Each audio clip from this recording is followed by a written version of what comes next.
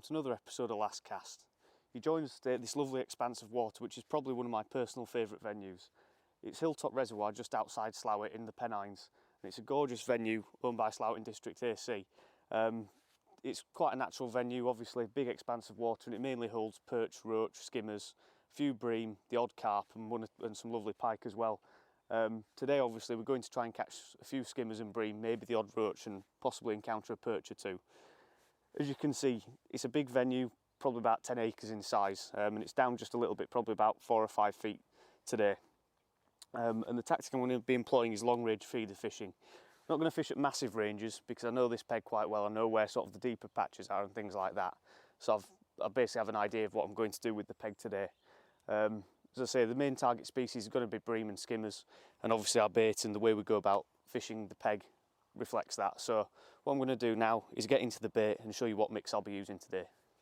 Right, so as you can see, I've got my bait laid out in front of me in terms of the ground bait mix I'm going to be using today. Obviously when you come to a natural venue like this, you've got to know the depths, and that's going to dictate a lot about the mix that you're going to use. Today, as you can probably see, we're at the inlet end, which is sort of the westerly point of the lake.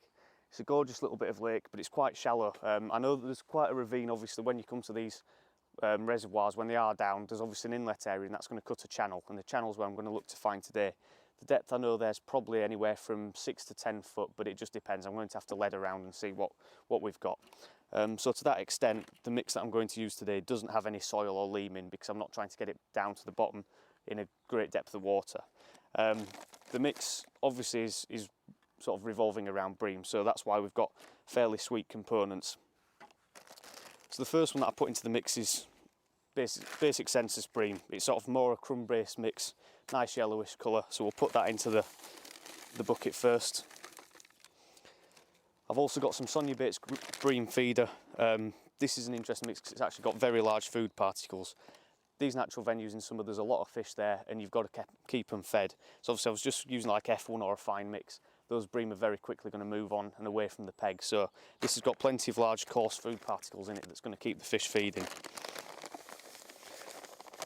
As you can probably tell today, I'm mixing up quite a lot of bait. Again, that's because of the sheer amount of fish in here. I'm going to be looking to cast every maybe 30 seconds or a minute, just to keep that feed going in. Right, so the next component into that mix is going to be Sonia Bates F1. It's a fish meal mix, but it's the dark version. And as I say, this is going to really try and get the bait to blend into the bottom a bit more. The bottom here is fairly sort of, it's silty clay almost, and an alarming colour such as like the yellow of those two first components of the bait is going to scare the fish off a little bit. So I'm going to use this in fair quantity to darken it off. It's a much finer mix as it sort of geared towards F1 fishing. So obviously that's going to it's not going to have a massive amount of food content in it, which again is why you have to incorporate other elements into your ground bait mix. But the fish meal component's really what I'm looking for from that bait. Then lastly, I'm just going to put a bit of Census Bream 3000 in. Again, it's another bait that I've got quite a lot of faith in for this style of fishing. Let's take that off. And again, that's a very bready type mix, so that's going to get to the bottom a little bit quicker as well. Obviously I'm not putting lots of that in, as I say. I want to get a mix in which is going to break up fairly quickly. So you can see there I've got quite a lot of ground bait in that bowl.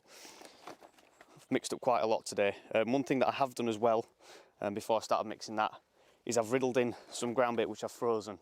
Same mix pretty much, but I've frozen that, and that creates an inert mix which is going to sit on the bottom. So again, it's another element. So obviously what I've put together in that mix there is going to be fairly active, but that's going to be an inert food content that's going to sit on the bottom.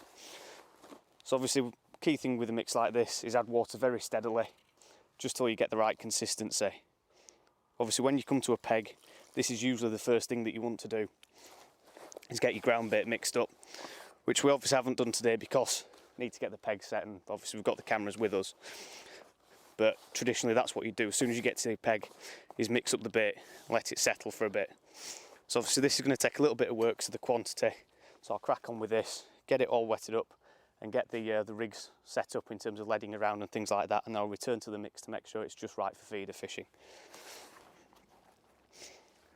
Right, so as you can see, I'm on my box now.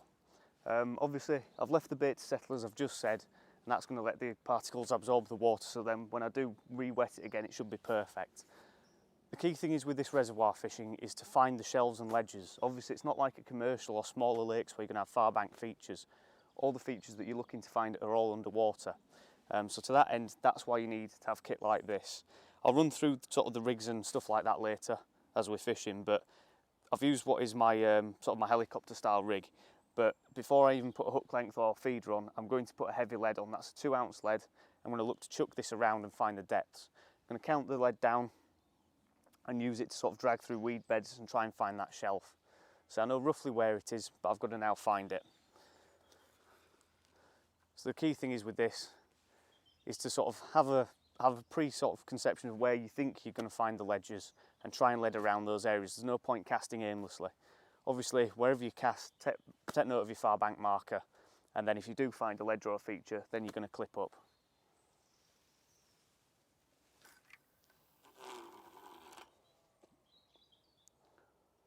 As you can see there, that lead pretty much hit bottom immediately. So that tells me that that's not where the ledge is. So what you've got to do is kick the lead up a little bit. Then I'm going to just let it fall and see if I can find where it shelves off. See there, immediately I found it shallower. It's a bit deeper there. Similar depth, and there's a weed bed there. I just felt it pull. You can see that there, I'm pulling it through a bit of weed. So I know there at that distance, say if I was to use the clip, I'd be able to tell there's a weed bed there. So I say I know from past experience that I need to probably cast a bit further down the peg to try and find that deeper water in the shelf. So obviously I'm going to crank this in now and have another cast out there until I find the shelf and the feature that I'm looking for. So obviously at the start of your session it's crucial that you do this.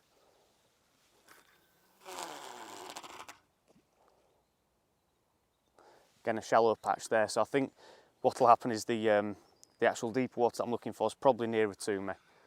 So again, just going to kick that up, let it settle. And again, it's just getting a bit shallower there.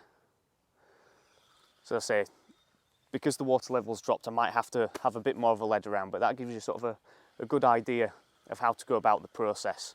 The key thing is, obviously with this, you need to use braid, and that's how you're going to be able to get keep in contact with the lead as you're leading around. So as I say, I'm probably going to have another 10 or 20 casts around and try and find that feature that I'm looking for, then reattend to the ground bait, and then we'll get the rigs on and start fishing.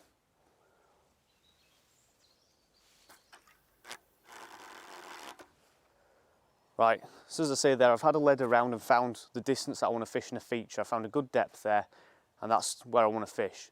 Obviously today I've got 2 rods set up, and you need to have them both clipped up at the same distance.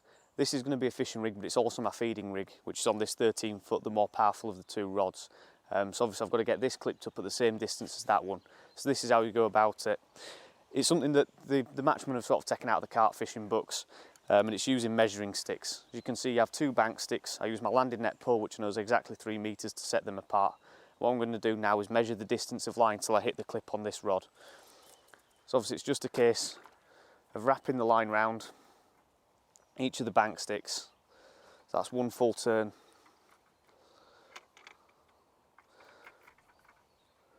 There's 2 full turns, and it's a case of just repeating this, doing sort of the inverse for the other rod. There's 3 turns. I assume the distance stays probably anywhere from 30 to 40 meters. So that's 4 there.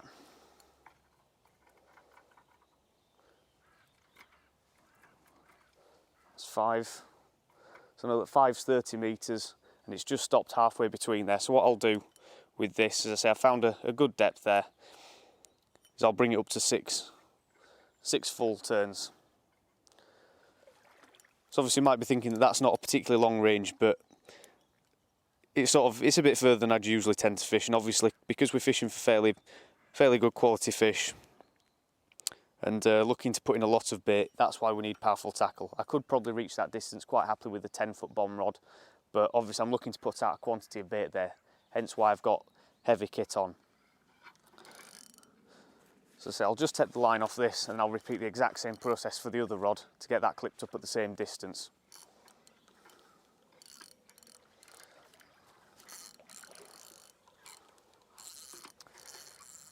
Right, so as you can see now, I'm on the peg. I've led it around and clipped up, and I know exactly the distance that I'm ready to fish.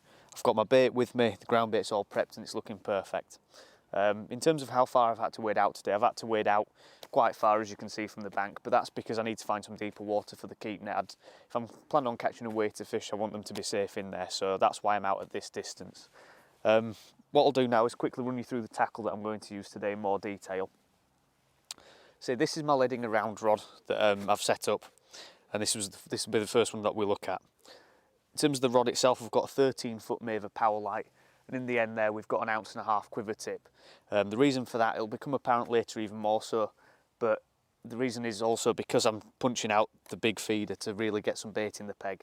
So obviously you don't want to be using really light quiver tips for that, and obviously using a heavier quiver tip when I'm leading around lets me read the lake bed a bit better. In terms of the reel, I've got a 4000 Shimano Exage, nice powerful reel, big handle, so you can get plenty of line in and really crank these feeders in. Obviously, the further out that you're looking to fish, a bigger reel is preferable. 13 foot in length. I could, as I say, fish a shorter rod, but the thing is with these reservoirs, and especially in the Pennines, you never know what the weather's going to do, so it could end up being gale force winds up here, so you always want to use equipment that gets to that distance really comfortably. On the reel there, I've got it spooled up with Daiwa J braid, and that's in 0.10 diameter, breaks about 13 pound.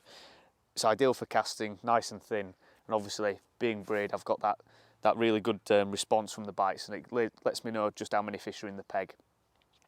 I've got a shock leader on this, which is obviously imperative when you're casting big feeders at any distance, and I've got e43 reed flow power on there.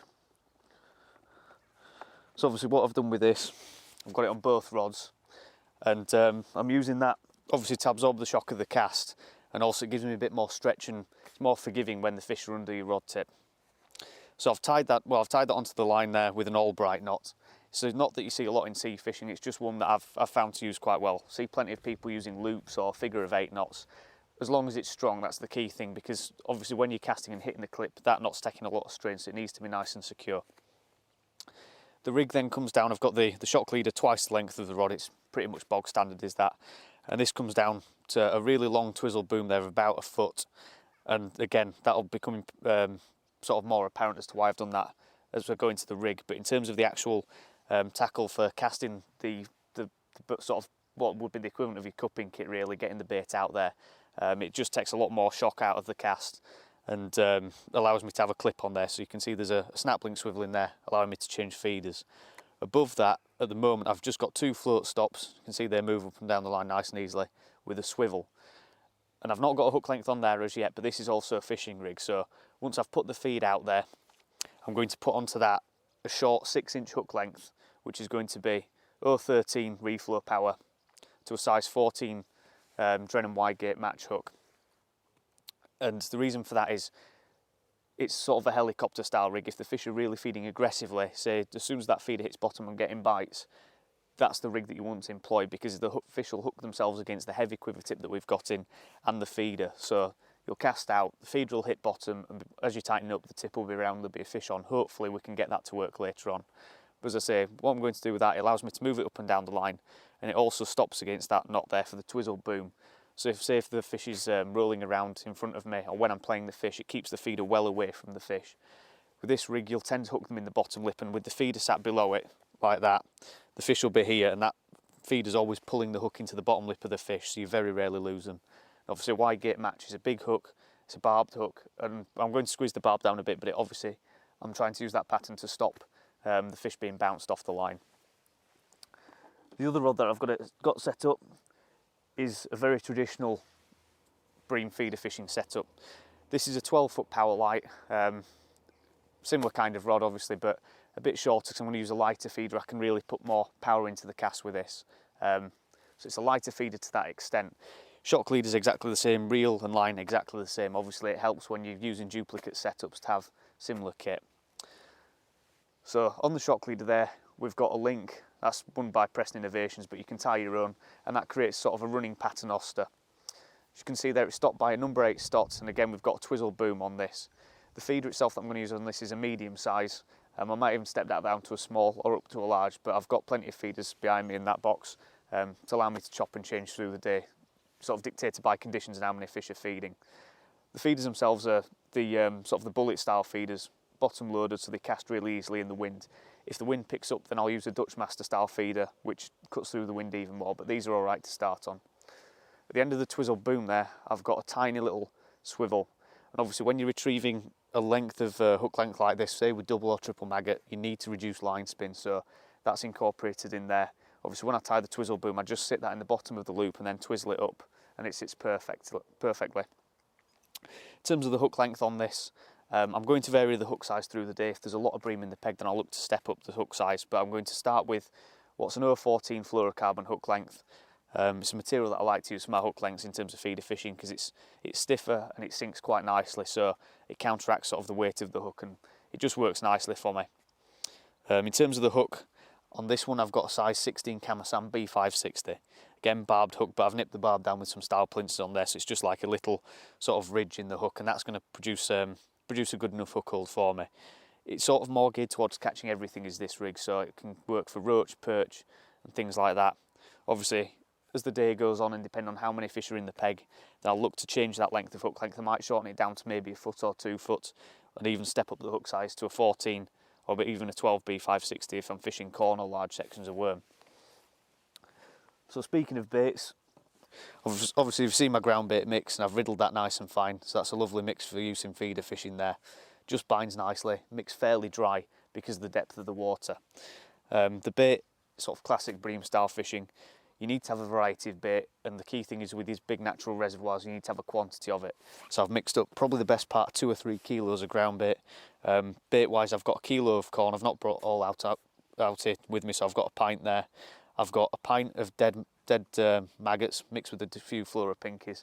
A great hook bait if you're getting pestered by roach, but obviously they're a nice inert hook bait or feed bait that the bream just love to mop up. Hook baits, I've got some live maggots with me, and that's what I'm going to start on to just try and get bites. Not going to put too many through the feeder obviously because roach and small perch can get occupied by them. Similarly with the worm, I've got some dendrobenas here. I've got plenty of them with me today, about a kilo. And I'm going to put in a small amount of chopped worm at the start of the session through the feeder, but I'm not putting a quantity because there's a lot of small perch in here, and obviously if I'm trying to go for skimmers I want to sort of negate the effects of the smaller fish. And then the key bait today is going to be casters. I've got 2 pints of casters there, really fresh, a lovely bait, and that's going to be the bulk of feed that's going to go through the feeder. I've got other options in me carry-all, including hemp and things like that, and a few micros, but that's what I'm going to start with. So at the start I'm going to look to create a mix of these baits, which I'll show you in a second, which I'll put in a bait box, and that's going to be my initial feed. So I'll fill that as a full pint of bait, and that's going to be the bait that's going to be fed at the start. And that's going to be consisted of a mixture of all these baits in equal quantities. So to that end I use a pole cup. So I know that's a 250ml pot. For half fillet that's 125, and then if I use 5 baits that's just over a pint. So I know exactly how much I'm putting in at the peg, and obviously then it's a reference point for when you do come back. So I'm going to create that mix now, and then we'll get that fed into the peg, and then hopefully we'll be able to get some fish on the bank once we start fishing. Right, so as I've said there, I'm going to create this mix that I'm going to introduce into the peg. The way I look at this is how I'd feed a peg, say if I was pole fishing. I'd want to know how many pots of bait I'd put in, so that's what I'll do here. So obviously I've got a different coloured bait tub, so I know exactly which my mix is. I'm going to measure out quantities of each bait. I'm going to put a bit less corn in to start with, so probably about 100ml. So just shy of half a pot.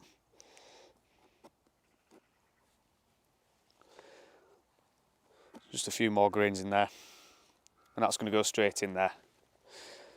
Similarly, I'm going to get a pot of casters. I'm going to put a bit more than half in of this just to balance that out.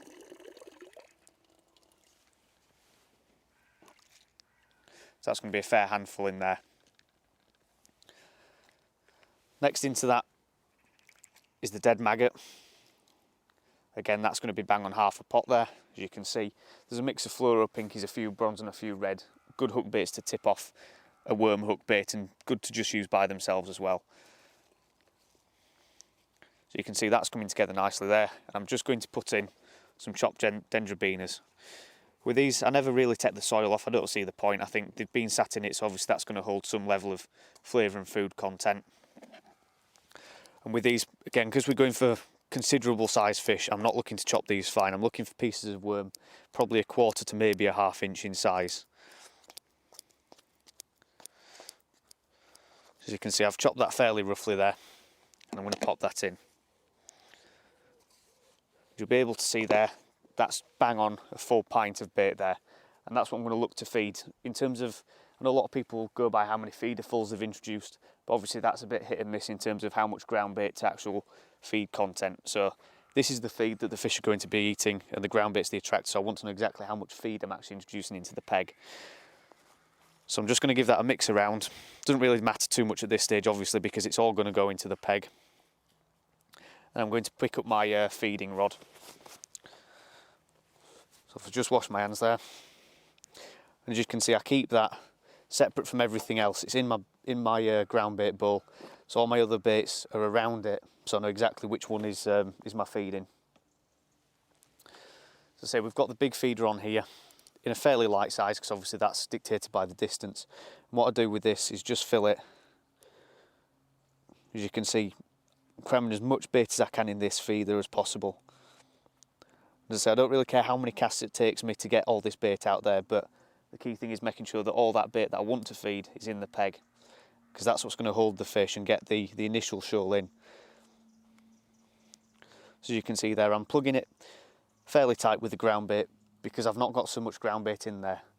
The key thing is with this as well, with these cage feeders, is squeeze the edge of the feeder to make sure it's aerodynamic. See a lot of people leaving bits of ground bait and things hanging off the edges of the feeder. You don't want to do that. You want to make sure it's as aerodynamic as you can get. Obviously then align with your far bank marker and punch that feeder out there. Hit the clip, and there we go. Now let that hit bottom there. Give it a few seconds, and then just wind down to it and give it one firm pull to make sure that it's coming out of whatever silt it might have found. And obviously then it's just a case of repeating this process until you've got all that bait that you've prepared out into the peg, and then you can start casting with your other more subtle rig and start fishing and trying to put a few in the net.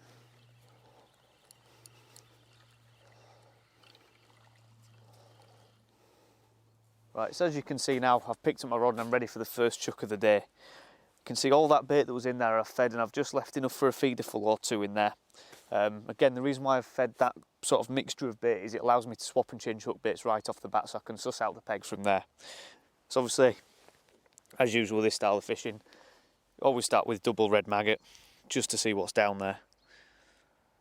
And again, I've started on this long hook length. I tie all these hook lengths up at 3 foot. And obviously then it allows me to chop and change and cut them down as the session progresses. With this first feeder full that I'm going to chuck out, I'm not going to fill it anywhere near as full as I was with the actual, when I was actually feeding the peg as such. Obviously I'm looking to try and get a bite, so I don't want to go putting in too much bait to start the peg. I know that there's plenty of fish out there and they do need feed, but I'd like to just catch a few fish and really sort of try and gauge the peg.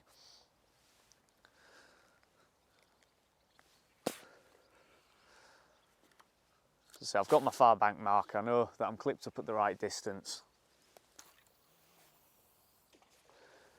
Just drop shy of the clip on that one. There's only about a turn off. Which isn't a problem, I'm not too worried about that. Obviously when you're drawing the feeder back towards you, the bait will get spread back this way, so I'm just going to tighten up to that feeder now.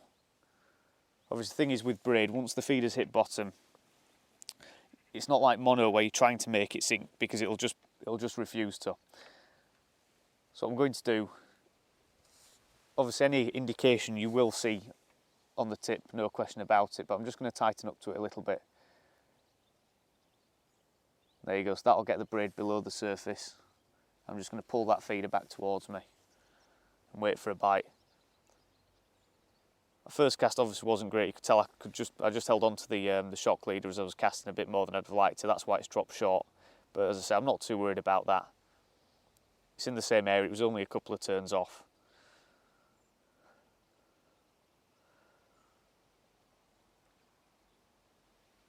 Again, in this rod I've gone for a 3/4 ounce quiver tip. Again, I'm not using sort of stupidly heavy feeders, but again, if I was going up in size of feeder to say a 40 gram feeder or whatever it may be, then I'd have to consider changing the quiver tip in this.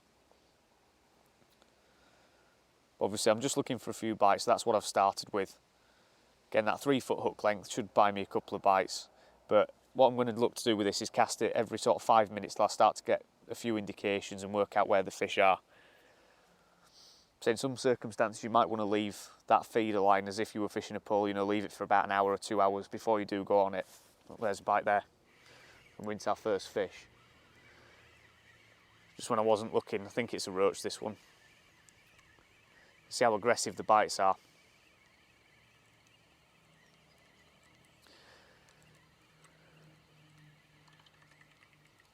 Yeah, it's definitely a roach. It's actually a small perch even. Lovely chunky fish to start the session, as you can see. Good few ounces, but again, these are the reason why I didn't want to put too much chopped worm into the peg at the start. So obviously being a perch, he's taken that bait well down. Just have to use the disgorger to pop the hook out. It's not the skimmer that we're looking for, but a good start to the session. Interestingly there, as I've taken that hook out of him, so obviously it's just hooked on the outside of his, well, sort of just before the stomach there. Interestingly, there's a dead maggot on there that's just been nicked on the hook. I started with 2 live reds, as you can see, but there's a dead red on there, so he's clearly been feeding over the ground baited area. So obviously little indications like that are sometimes things that you're looking for when you're fishing. So I know there's a few perch down there, they're even eating the dead maggots, so that indicates to me that perhaps if I want to be even more selective with my hook bait choice, then I may have to go to corn to try and catch the bream. But so I'm just content to get a few bites to start with. You can see how aggressive that bite was, even off what was actually a very poor cast, to be honest. Just a lovely fish to start off the session with. Again, if they become a problem, what I can do is just look to feed purely corn and castor. If I'm really looking to target the bream, that's what my go-to combination will be. But say for example, bites dry up or the bream are happy just to eat what I'm putting down, then I'll keep with this selection. But again, that's why I keep reiterating the point of having that bait box with your feed mix in, and that's what I'm going to change throughout the session to really try and sort out the target species and the quality of fish that I'm looking for. So as I say, we'll get this feeder back out there. See what we can catch on the next cast. See, that was a better cast there. So what I try to do is get the line sunk as best I can, but then I'll just tighten right up to it.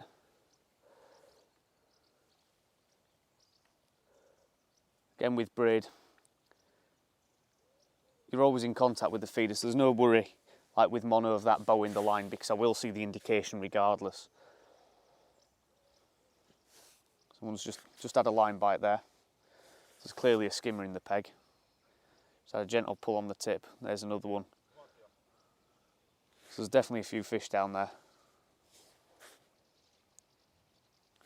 So what I'm going to do is tighten that feeder up and pull it back towards me just to straighten the hook length and rig out behind it.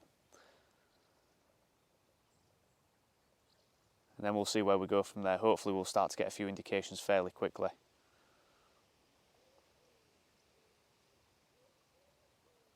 Little roach bites. I think there's one on there. I think there might well be a small fish on there. I may have missed it. I think there's one on here. Only a small fish, but again, these are the fish that you'll start to catch before the bream and skimmers move in and push them out. You can see, second fish of the session, lovely quality roach. The fish here really lean, lovely orange eye, all in mint condition. Again, that's due to the number of predators in these kind of lakes.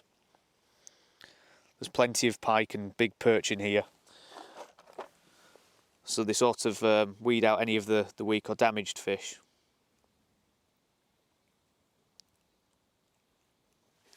But he's just been hooked in the bottom lip, so that tells me that the fish with the weather today are well down in the water. That's why I'm not getting any indications on the drop. On previous sessions here, when it has been warm, I've been getting a lot of indications as the bait's falling, but obviously if you hook them in the bottom lip, that's the fish that's taken the bait once it's been settled on the bottom. So that's a good indication there that the bream are probably going to follow suit and stay on the bottom. I'm not going to have too many trouble with, say, line bites and foul hookers. So we'll crack on with the session now and hopefully get into some better quality fish.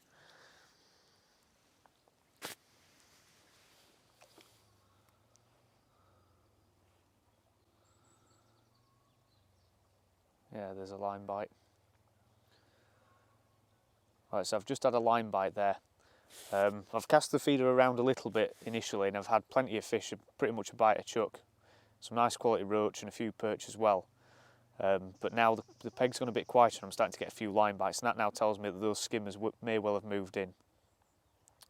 Obviously the bait that I'm using is very rich, so the roach and the perch will probably get fed off quite quickly. And this is the time when the skimmers usually move in. It's been about 40 odd minutes now. And there's a nice positive line bite there, you might be able to see it on the cameras. And that's telling me that the skimmer's down there. So obviously I've started on that size 16 hook, just using double maggot. And obviously I've started with that hook length at 3 foot. And what these line bites tell me now is there's fish in and around the feeder. Obviously the more frequent those are, the more the fish are coming to the feeder. And I suspect on the next few chucks, if I don't end up catching these skimmers, there's a bit of a pluck there on it, then what I'll do is I'll step up the hook size to a 14, look to use 3 or even 4 maggots, maybe sections of worm, or even corn perhaps. And I'll also look to shorten that hook length down according to how quickly I'm getting the line bites. And so I'm going to sit this out and just see if we can get a skimmer quickly. What I'm also doing as well is I'm twitching the feeder back towards me quite regularly. Again, if there's roach or anything that are plucking at the hook bait, then it'll move, so I just want to keep that line tight between the feeder and the hook bait, just to make sure I get optimum bite registration. And obviously if you're getting line bites, that means that the fish are also this near side of the feeder as well. I'm still hitting the clip, but obviously that feeder, as I've been dragging that feeder back when I've fed initially, has spread that bait out towards me a bit more. And that can obviously induce line bites, so it's important that you don't just chuck out to the clip and leave it there. You think about where your bait's going to be. It's a nice positive line bite there. And obviously you've got to put your hook bait in relation to that. So by dragging this feeder back towards me, it's bringing that hook bait into the fed area. So hopefully a skimmer or two may come across it. So say it's just a case of now playing the waiting game. There's a fish on. So it's just a case of playing the waiting game until they do find that hook bait.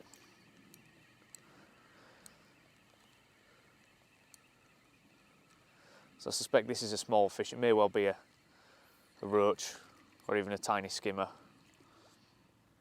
It's actually a really small perch this time. Again, so there's clearly 1 or 2 bream down there, but they've not pushed out all these fish just yet. As I say, it's only been 40 odd minutes. Usually with bream it takes about an hour or so for them to really start to have their effect on the peg, forcing other fish out. It's a lovely little perch. Right, so after that perch, I've punched that feeder back out. I'm sticking with the 16 hook, but if I start to get any more line bites and if I actually hook a skimmer, then immediately I'll switch onto a 14 hook with a 3 foot hook length, and then each time I miss a bite or anything happens, I'll look to shorten that hook length down. Again, then I've always got the option, if that ends up being unproductive and I start missing a lot of bites and I'm still getting loads of liners, that's when I'll pick up my other rig with that really short hook length, and that's when I'll really start to put some weight in the net. Very often when you do pick up that rig, you actually start catching the bigger fish as well, because very often the larger bream come right to the feeder, because obviously they'll bully out all the smaller fish and try to get to that feed quicker than anything else. As I say, when you start getting lots of line bites on this rig, that's what tells you that the fish are actually actively looking for that feeder. So again, using a soft quiver tip like I've got in this rod allows me to see those bites and again read the peg. Getting loads more indications that there's fish in the peg as well. As I say, I'm not actually getting that many bites. I'm getting a few plucks on the drop. Again, I've just twitched that feeder back once, so I'm just going to do that again. Let a bream take that straight away. Well, it picked up the line definitely. Obviously one thing you can also do is look to take a few turns off the reel on the clip. Yeah, I think that's one on now. There we go. Right on cue. It's definitely a bream, can feel it shaking its head. So that perfectly illustrates what I was just saying there about twitching that feeder back. Immediately after I've done that, I've ended up hooking this bream. I don't think it's a massive fish by any standards, but again, it just shows what I was saying. Twitch that feeder back into where the sort of the loose fed offerings that you've put in through the main feeder have gone. There he is. Probably more of a skimmer. Not a monster, but still, these are, when you start getting these in your peg, this is when you can put a real weight together. So that fish there, as you can see, is probably a pound or so, maybe 2. But it doesn't take many of those to really start building your weight. A lovely reservoir bream, that one. So pop the hook out, as I say, change over to that 14 hook and just look to shorten that hook length down as the session goes on, and hopefully we can put a real net full of these together.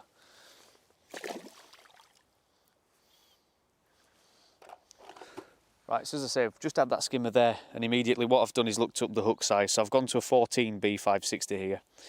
It's a much bigger hook, obviously offers more purchase if I'm encountering these bigger fish, and it allows me to load the hook with more bait. So that skimmer had on 2 maggots, but I'm stepping up to 3. I may even go up to 4, 5, maybe a bunch of dead maggots, but I've got that option with the bigger hook. In terms of what I'm putting through the feeder, I've cut out the chopped worm completely now, so all I've got is probably 50-50 casters with corn, and I've got a handful of dead maggots in there as well. Again, I think I was encountering quite a few small perch, which on previous sessions haven't been as much of a problem out there, so I've cut out that element of my feed. But again, it's what I keep saying about having that option there. If I'd have just piled all the bait together in the ground bait, I wouldn't have been able to sift through it and change my approach at all.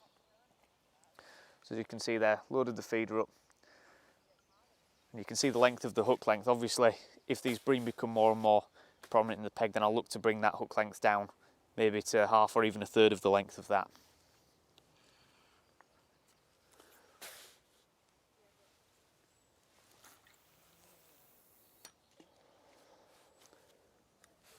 You can see hitting the clip there, nicely on the marker, and just tightening up to that. So you can probably see that the braid's floating most of the way across there, as it does, but you'll be able to see when you get an indication. So obviously when I'm tightening up until that braid's sunk, I've got the rod on my knee because I'm getting bites quite quickly. So a bit of an indication there. There's definitely line bites. There's another fish on now.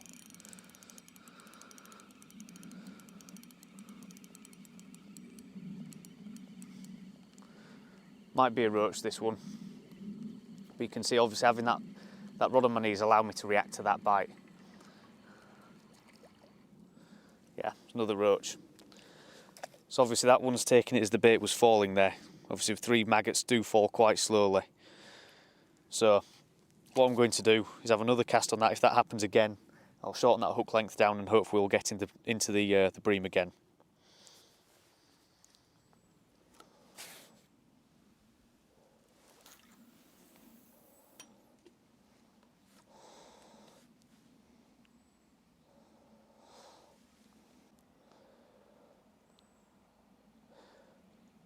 Right, so immediately after that cast there, I've just had a fish take the bait on the drop. Again, that's showing me that hook length is too long now. If I'm trying to catch skimmers, it's fine for the roach and the perch, and I may get the odd skim, but if I'm really looking to put a few skimmers together, then I'm going to have to look to shorten that down. I think what I'll try and do is actually be very positive with this, and I'll probably half the length of that hook length immediately. I'm going to twitch that feeder back towards me. And just let it, yeah, immediately there. Now this feels like a skimmer actually. immediately there as I was twitching that bait back, if I've just induced that bite. Yeah, it's definitely a skimmer. You can see the lovely soft action of these rods, perfect for skimmer fishing. Obviously they're more than capable of getting to the distance I'm looking to fish today. But it's really nice to catch these nice little skimmers on soft rods. Not as big as the last one. But again, it shows that these are now moving into the peg. It's been, what, just about an hour now. As I said earlier, that's usually how long it takes, and it's been no different today. So now that I've had this one, definitely wanted that hook bait anyway, I'm going to shorten that hook length down straight away. And hopefully that'll be a more positive rig, which is more conducive to catching these skimmers quicker. So I'll get that sorted now.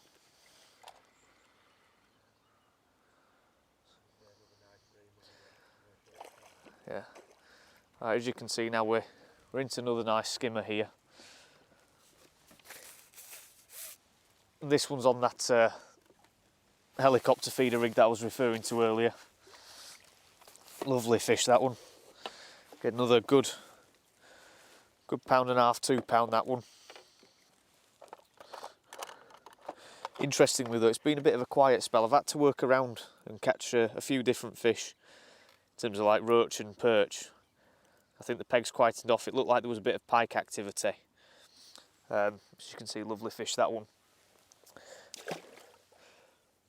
And I think what I'm going to do is rest the peg for a short while and perhaps just have a cast around with the lead and see if I can pick up a few perch and things like that. And then what I'll look to do after sort of 5 or 10 minutes, I'll look to refeed. I've made up another mix now, and obviously it seems that if the fish have gone out the peg, then that's when you want to start looking at introducing some chopped worm, because that will bring them back in. So in that mix I've gone back to the original mix that I started with. The corn and castor worked for a while, but I'm not entirely sure whether it may have overfed them or whatever. So as I said, I'm going to rest the peg, have a cast around with the bomb and maggot perhaps, and just see if I can catch a few roach.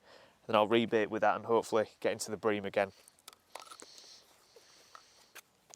Right, so as you can see, I've spent a short while there on the bomb with maggots. Nothing really worth showing to camera, catching a few small roach just while I'm letting that line settle. So I've slipped the feeder back on, and interesting, I'm going to start on that heavier rig just to gauge what's down there. Obviously I want to know how close the fish are coming to the feeder, and this, by letting the feeder drop in and letting it sit there, I know whether the fish are actually coming to the feeder.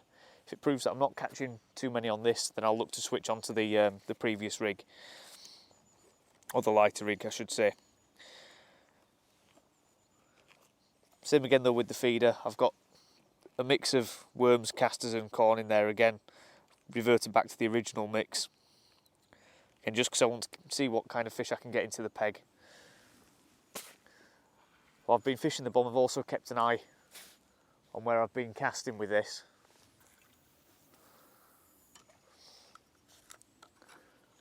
What I've noted is that the fact there's plenty of fish activity there. There's loads of fizzing and fish swirling over the bait, so I'm expecting to catch a few fish and get a few bites, but it's just whether the bream have settled down there.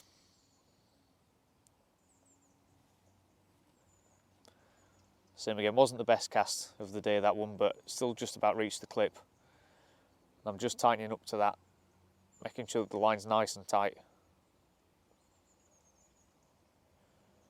As I said, with this rig, not planning on moving the feeder at all, so now that's settled down, just going to tighten up to it and leave it. As you can see, I leave a fair bend in the quiver tip. Obviously I want to have enough in there that the fish are going to pull against it, and that's obviously the reason for using an 1.5 ounce tip. So hopefully we'll start to see a few indications, hopefully be able to judge whether there's a few line bites or anything like that. Maybe even get 1 or 2 fish on this rig, but obviously I've always got the option of fining down, going back on the sort of the more traditional feeder rig.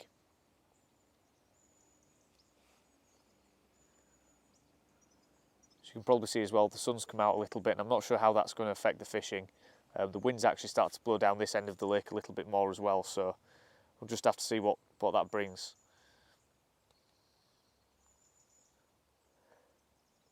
I've certainly found, though, especially this kind of venue, that the conditions don't really play a massive factor unless it's really high pressure, you know, bright blue skies and the water's gin clear. Then it tends to put the fish off. But because there's so many fish in this, or in reservoirs like this, and they're obviously wild fish and they're looking for food, conditions don't play a massive factor in it. They're not going to be too deterred. They're obviously needing to feed and look for any food particles. So obviously when you've put a quantity of bait in, as we have today, the fish are quite ready to go and browse over it.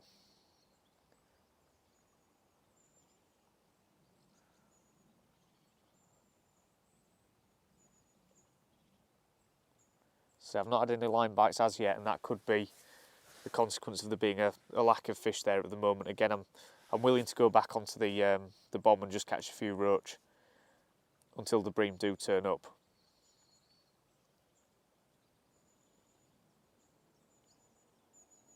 Obviously it's just a case of sussing out the peg like that, because they will eventually move in over the bait. It's pretty much inevitable. There's a line bite there.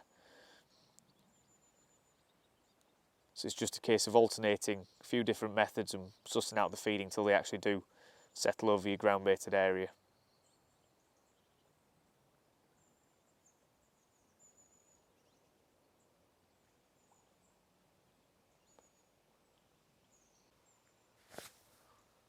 Right, so there's a bream on there now. It's a very gentle pull on the quiver tip, but just enough to sort of prick the fish's mouth. So it's clear that they've probably settled over the bait now. So this is where we really need to put in a bit of effort and try and put a few together. It may be on this rig that might actually step down that feeder size, or may step it up on the other rig. But again, it's definitely another skimmer, this one. Another nice fish. And probably about a pound or so, if that. But again, these are the real weight builders on these kind of reservoirs.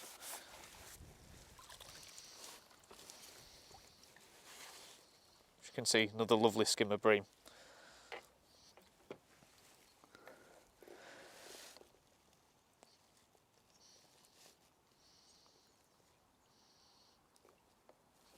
Just pop the hook out there. Well hooked right in the bottom lip. There you go, lovely skimmer.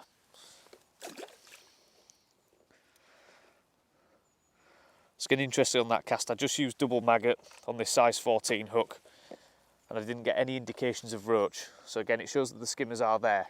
It's just a case of them not being as confident as I expected them to be today. So I'm just going to have to be a bit more patient in terms of waiting for bites.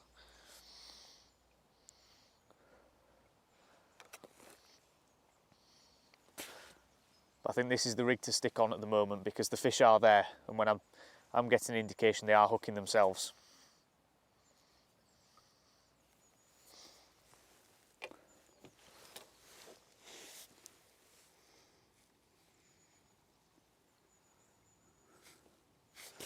So I'm just going to go through exactly the same process again. Slipping on a couple of maggots. Just going to move that float stop up there to trap the swivel. And stick with the same loose feeder size for the time being, which is the large size. Because if there are a few bream down there, they will go through a quantity of bait anyway. Same again, just squeezing that feeder, make sure it's nice and neat and ready to cast out.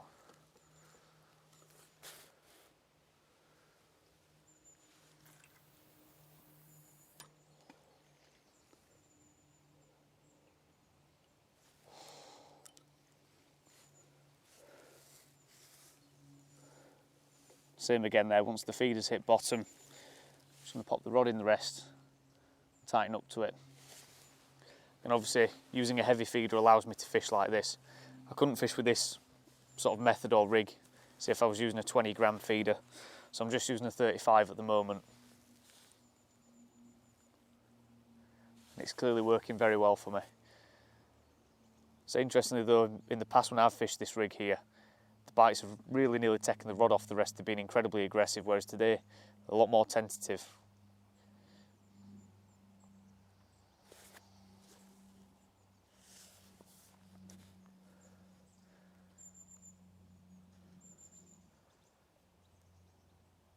Obviously with this rig, it's similar sort of to method feeder fishing in the fact that you're just letting that bite develop, making sure there is a fish on. As you could see with that, when it went round a bit, I thought it could have been a line bite, and it started to go around a bit more again, and it stayed there.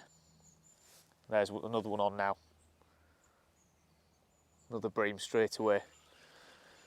So clearly letting that peg rest for 20-30 minutes has really paid dividends. That's 2 bream in 2 chucks, both fall into this heavier rig. So hopefully with this I can really start to sort of knuckle down and really try and build the weight in the net, and hopefully make the most of these fish while they are there. It's a bigger one this time.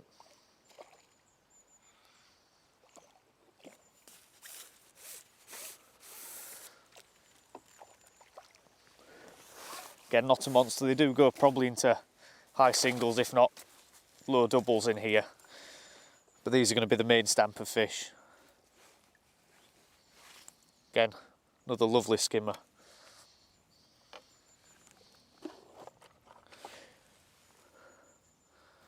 Absolutely nailed right in the bottom lip, as most fish are with this rig. Another lovely one. So clearly what's produced these 2 bites is introducing that quantity of bait and letting it settle. Originally when I started the session I went straight over the baited area and caught quite well immediately, and then it just absolutely died. And obviously what had happened there is I've caught the initial fish that have come in to investigate the bait that's gone in, and that spooked the rest of the shoal. So again, it's a lesson learned this time. In the past I've usually left it for about an hour, but I did want to see exactly what would move in over the bait and how quickly today. And clearly there were a few fish there, but obviously catching them, those early fish, has unsettled the shoal. So I'll get another bait on, cast out, and as I say, we'll just try and build the weight from there.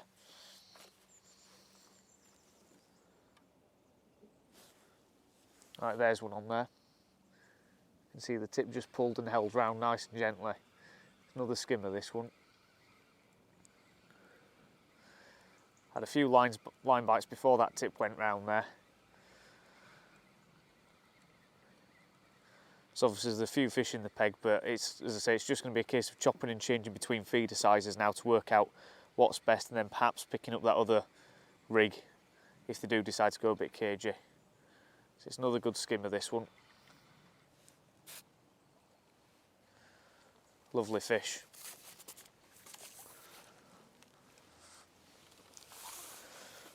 So we haven't had any massive ones just yet, but I do have a fair bit of confidence if we keep plugging away like this we will encounter 1 or 2 larger specimens. But for the meantime I'm just going to plug away and see what weight I can build in the keep net.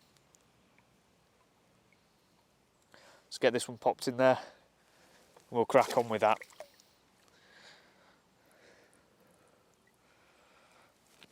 Right, so the session's coming to an end now, so we're just going to go for the last chuck and see what we can catch. It's been an interesting session today. The bream haven't actually showed in numbers as I expected. So obviously that's dictated some elements of the approach.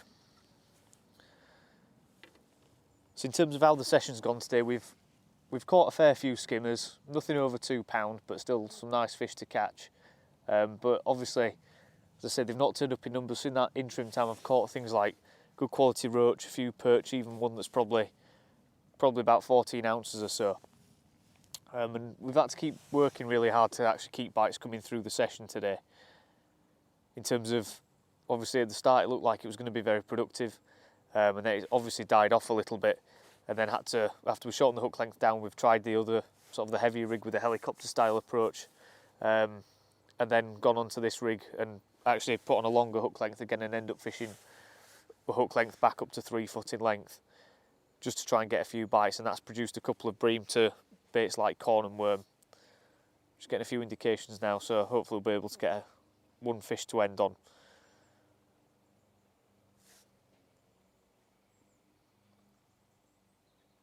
Getting a few indications on the corn. It's often here that you catch the roach on corn as well. You can get a few skimmers, but once the roach realise that they can eat it, then they'll also have a go.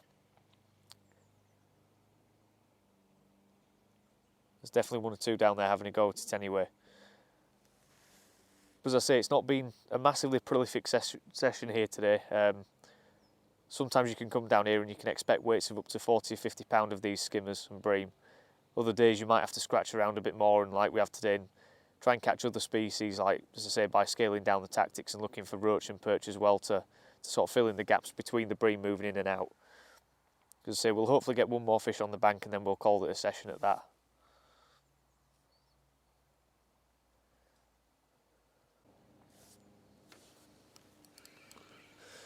Right, so we've just hooked into our final fish of the session. As I say, that's just been on the last chuck with a few maggots on the hook there. So we've been through a fair quantity of bait today in terms of what we've actually had to feed through the feeder and ground bait as well.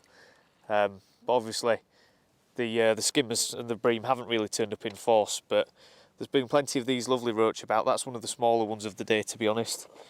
We've had plenty of those between sort of 2 and 8 ounces, and a few perch as well. So I'll get this one unhooked.